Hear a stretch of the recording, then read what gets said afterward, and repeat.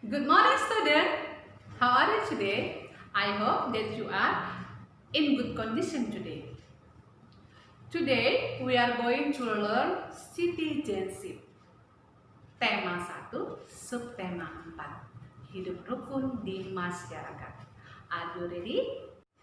Baik anak-anak, hari ini kita akan belajar tentang PPKN subtema 4 ya. Tema 1 subtema 4. Nah, apa itu hidup rukun di masyarakat?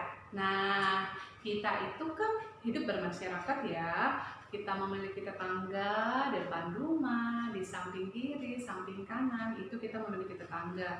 Itu namanya kita hidup rukun di masyarakat ya. Di rumah kita juga memiliki namanya ada Pak RT, ada Pak RW, ada kepala desa ya.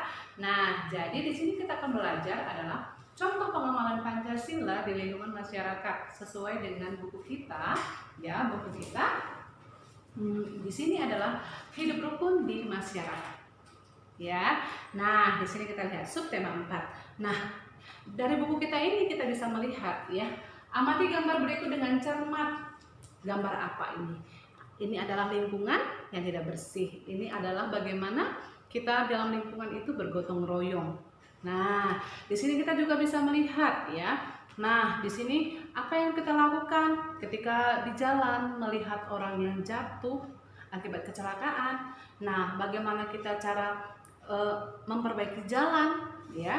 Di sini juga kita bagaimana bermusyawarah. Nah, di sini juga kita melihat bagaimana lingkungan kita di rumah sehari-hari. Nah, hari ini kita akan mempelajari tentang contoh ya, contoh pengamalan Pancasila di masyarakat. Nah, anak-anak sudah siap ya? Nah, kita mulai dari sila yang pertama.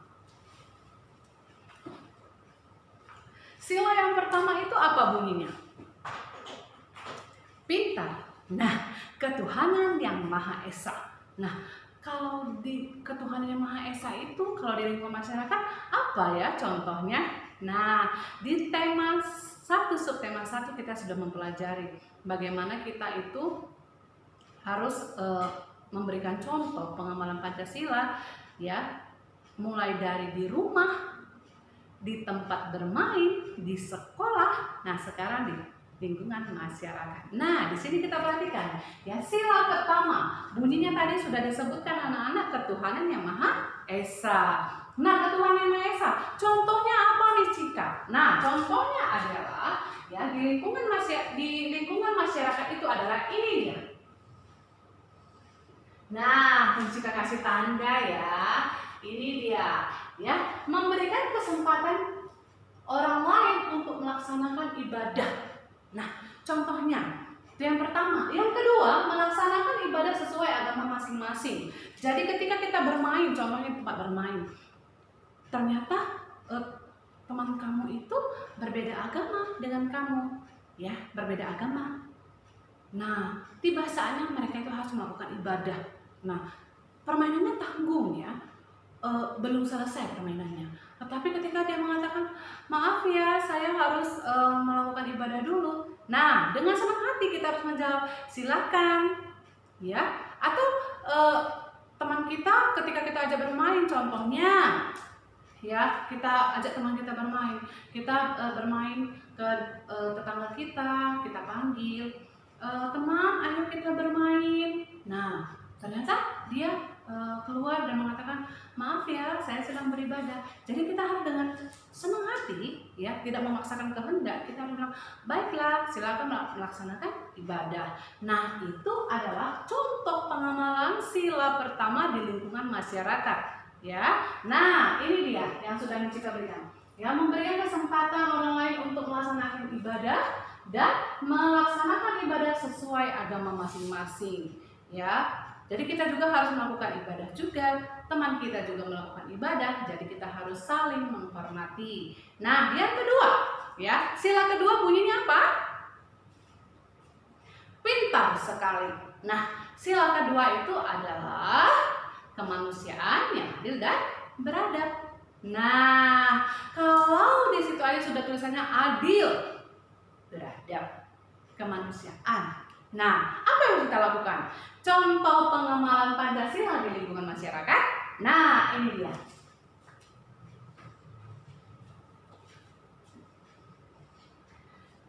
Nah, membantu korban bencana alam, menolong sesama teman di lingkungan. Nah, contohnya ketika kamu bermain, ya, ketika kamu bermain sepeda bersama teman-teman, teman kamu jatuh, ya kan? Nah, teman kamu jatuh, apa yang kamu lakukan? Ah, biarin aja, Miss. Atau, teman, ayo ditolong, Miss. Nah, yang mana? Iya, kita harus menolong teman kita, ya. Begitu juga dengan bila ada kita mendengar korban bencana alam, kita harus menyisihkan sedikit uang jajan kita untuk membantu para korban itu. Miss kan nggak punya jajan, tidak harus dengan uang jajan. Kita bisa, contohnya korban bencana alam, gunung meletus atau korban banjir, ya. Nah, mereka itu sudah tidak memiliki yang namanya pakaian bersih, ya, alat-alat, sepatu, alat belajar buku. Nah, kita bisa menyumbangkan yang namanya buku, bisa menyumbangkan beras, bisa kita sumbangkan pakaian-pakaian yang sudah tidak kita pakai tetapi masih layak pakai, bisa kita sumbangkan kepada korban bencana alam. Nah, itu untuk sila kedua. Nah, jadi bisa ya. Kalau tadi sila pertama itu memberikan kesempatan teman untuk beribadah, kalau yang kedua ini kita dengan ikhlas hati membantu korban bencana alam atau membantu teman yang sedang kesulitan atau kesusahan, ya. Nah, kita masuk lagi ke sila yang ketiga. Sila yang ketiga itu berbunyi apa ya? Ya, sila ketiga, Persatuan Indonesia. Nah, ini dia. Apa itu contohnya untuk sila ketiga ini? Contohnya adalah kita harus bangga menjadi anak Indonesia. Itu yang pertama. Jadi kalau ditanya, kamu tinggal di mana? Ketika kita berjalan-jalan, kita harus bangga mengatakan bahwa kita adalah anak Indonesia, ya. Miss, kita mah jalan-jalannya selalu ke luar negeri, Miss, gitu.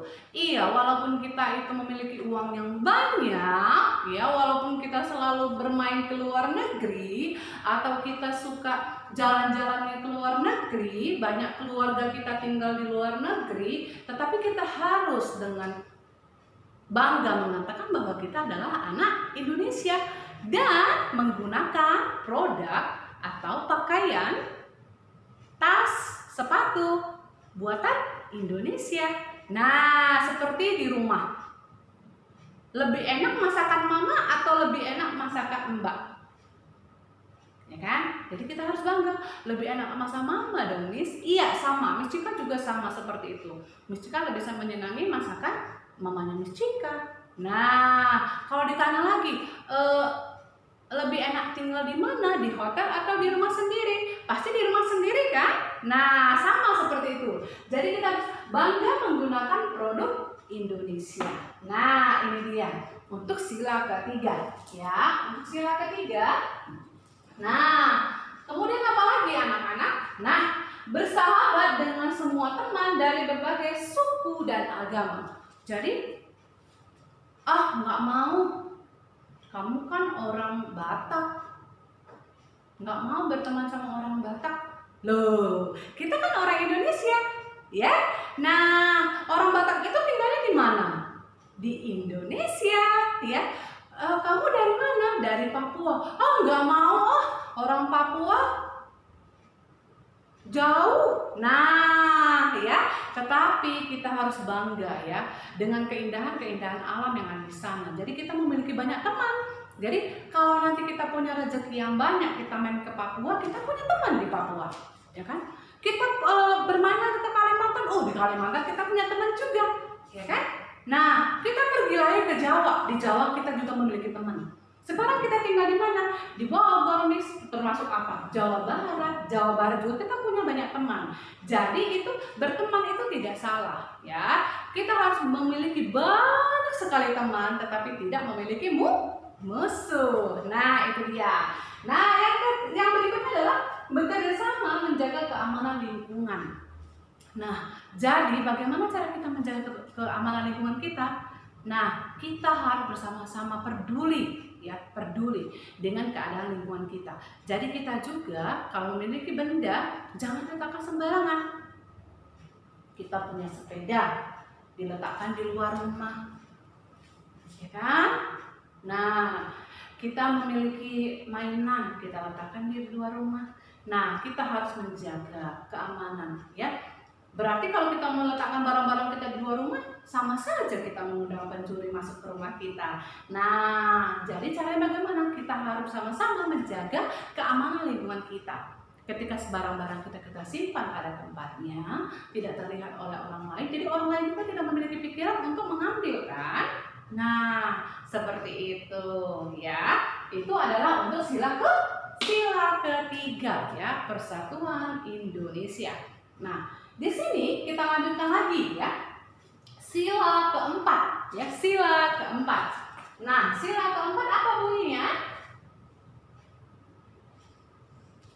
Pintar sekali, ya. Kerakyatan yang dipimpin oleh hikmat kebijaksanaan dalam permusyawaratan perwakilan.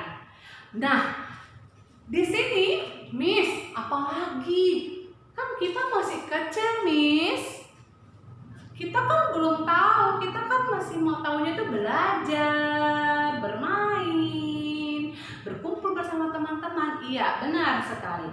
Nah, di sini di lingkungan masyarakat itu yang pertama adalah menghadiri pemilihan ketua RT. Nah, ini biasa diikuti oleh ayah dan ibu kita, ya. Nah, ini pemilihan ketua RT. Kemudian yang mana lagi? Memberikan pendapat saat berdiskusi di masyarakat atau di lingkungan, ya. Contohnya ada pertemuan RT, mau membahas tentang apa? Mau membahas tentang sekarang ini adalah bulan Agustus mendekati dengan kemerdekaan. Jadi di RT kita, di lingkungan kita kan ada pasti lomba. Nah, kita berkumpul bersama-sama membicarakan mau lomba apa ya.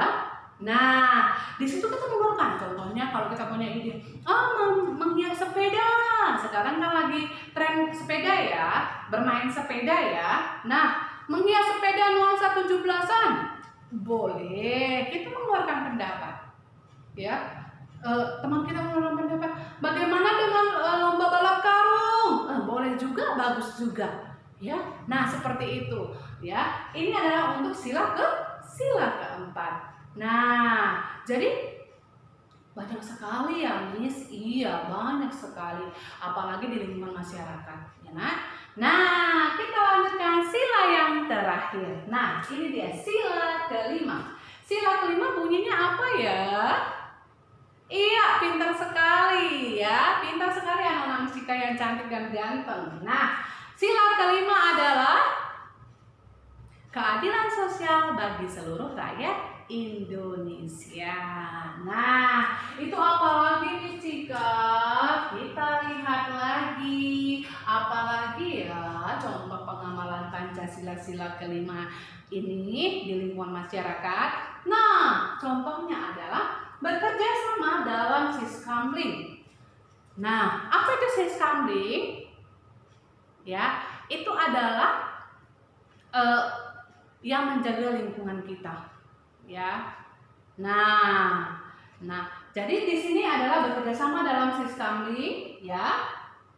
Kemudian gotong royong saat melakukan kerja bakti. Jadi setiap minggu, ya, contohnya di tempatnya Miss Cika, di lingkungan rumah Miss Cika itu setiap sebulan sekali itu ada gotong royong bersama semua satu RT, ya.